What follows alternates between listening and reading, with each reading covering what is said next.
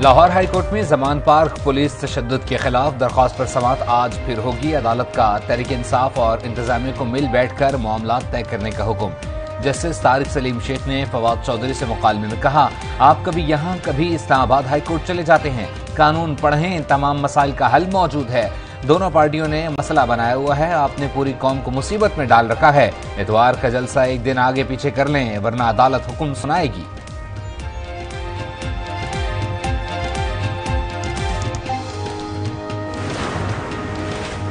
Undertaking मुस्तरद। Islamabad की session अदालत ने इमरान खान के वारंट गिरफ्तारी मुअत्तल करने की दरख्वास्त खारिज कर दी।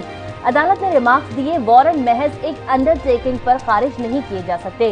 दरख्वास्त गुजार ने लाहौर में अमन अमान की सूरत हाल पैदा की। ये रवैया किसी सूरत काबिल कबूल नहीं। इसके बाद इमरान खान किसी उमूमी कानूनी रिलीफ के मुस्तहक नहीं। अदालती कार्रवाई के खिलाफ वर्जी पर जाती तौर पर पेश होना पड़ेगा।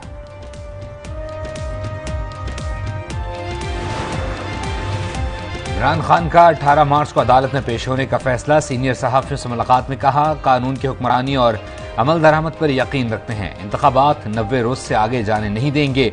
इंतखाबात आगे गए तो आईनी तहरीक चलाएंगे। मेरी गिरफ्तारी पेशी के लिए नहीं, मारे जाने के लिए है। ये मुझे इस जगह बुला रहे हैं जहां सिक्योरिटी खदशात हैं। कारकुनों से खिताब में कहा, मुझे जेल में डालना लंदन प्लान का हिस्सा है।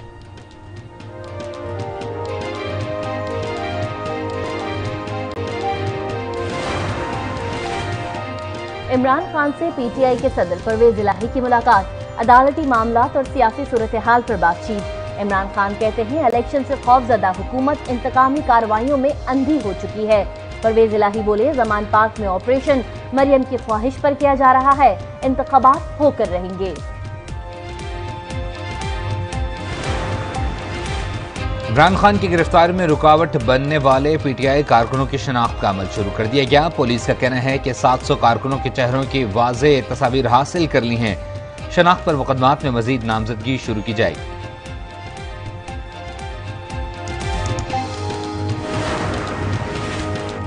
पुलिस की यास्मीन राशिद को गिरफ्तार करने की कोशिश।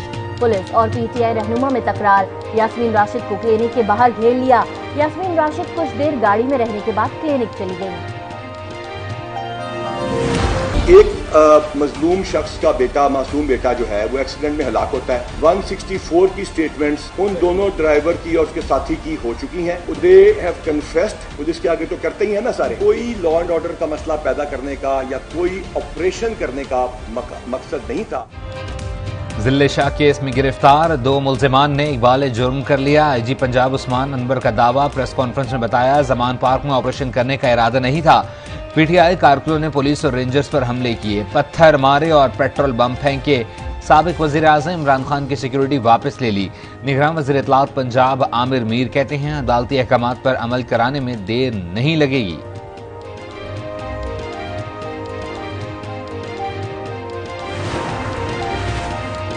डीसी लाहौर का 19 मार्च को मीनारे पाकिस्तान पर जलसे की इजाजत देने से इनकार। डीसी ऑफिस ने पीटीआई की दरख्वास्त मुस्तरद कर दी। मरासले में कहा गया, शहर के हालात ऐसे नहीं कि जलसे की इजाजत दी जाए।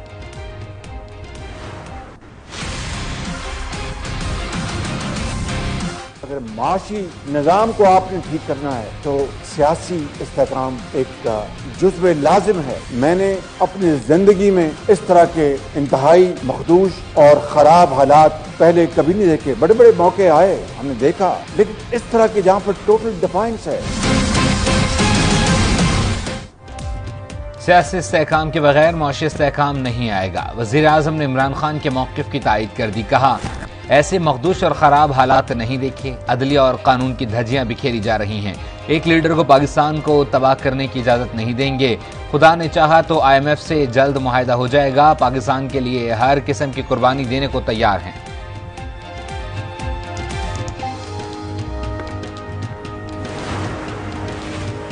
नवाज शरीफ खुद नहीं आ रहे, उन्हें लाना पड़ रहा है। शहबाज शरीफ ने अपनी वजारत उज़्मा के लिए नवाज शरीफ को बाहर भेजा। फवाद चौधरी की गुफ्तगू। कहा, नवाज शरीफ ने लंदन के तमाम रेस्टोरेंट्स पर तबसरा लिख दिया है, अब तो वो आकर अपनी किताब शाये करेंगे। इमरान खान बुज़दिल दहशतगर्दों वाला काम कर रहा है। जैसे दहशतगर्द पुलिस पर हमला करते हैं, जैसे दहशतगर्द बच्चों औरतों को ढाल बनाते हैं, मरियम औरंगजेब बरस पड़ी, कहा दहशतगर्द रियासत पर हमला आवर है, फॉरेन एजेंट आइन कानून से दहशतगर्दों की तरह भाग रहा है। जावेद लतीफ कहते हैं इमरान खान बैनुल अक़वामी एजेंडा लेकर आए हैं, मुल्क के खिलाफ आलमी साजिश की जा रही है, साजिशी को जब तक सजा न दी जाए तो मनफी किरदारों का रास्ता बंद नहीं होगा।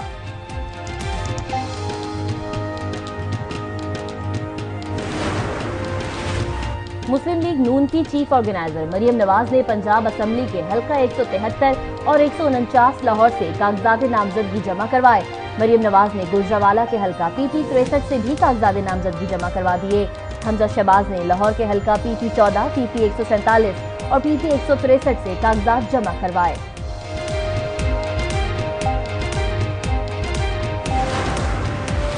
न्यूक्लियर या एटमी प्रोग्राम पर समझौता नहीं होगा, कोई नहीं बता सकता हमें किस तरह के एटमी हथियार रखने हैं।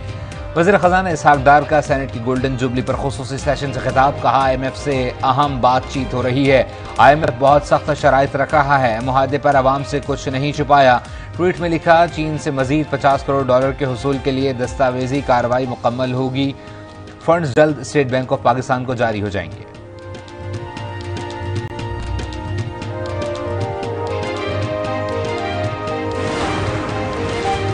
पाकिस्तान का एटमी और मिसाइल प्रोग्राम एक कौमी असासा है।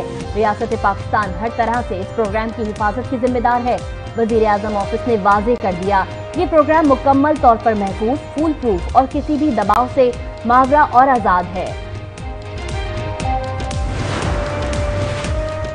मकबूजा कश्मीर पर भारत काबिज है, आलमी बरादरी को मसला कश्मीर के हल के लिए किरदार अदा करना होगा। वज़ीर खारजा बिलावल भुट्टो का OIC वज़ीर खारजा कौंसिल से खिताब, कश्मीरी अवाम के अखलाक की हिमायत जारी रखने का अज़म, कहा इस्लामी ममालिक को इस्लामोफोबिया के खिलाफ आवाज उठाना होगी। जो ममालिक ने डेट रिस्ट्रक्चर की तरफ गए हैं, मसलन श्रीलंका, उनको काफ़ी अरसा लगा है और मेरे ख्याल से पहले साल में श्रीलंका का 10% GDP कम हुआ है। तो ये एक बड़ी अजीब सी चीज़ है कि अगर हम चले जाते हैं और 2-3 साल लग जाते हैं तो GDP हमारी श्रिंक हो जाएगी। हमें कर्जों की रीस्ट्रक्चरिंग की तरफ नहीं जाना चाहिए, रीस्ट्रक्चरिंग की तरफ जाने वाले ममालिक का बुरा हाल हुआ। श्रीलंका का पहले साल ही 10% GDP कम हो गया। मिफ्ता इस्माइल के बिजनेस रिकॉर्डर से खुसूसी गुफ्तगू, कहा कर्जों की रीस्ट्रक्चरिंग के लिए चीन और मगरबी ममालिक को एक मेज पर बिठाना बहुत मुश्किल काम है।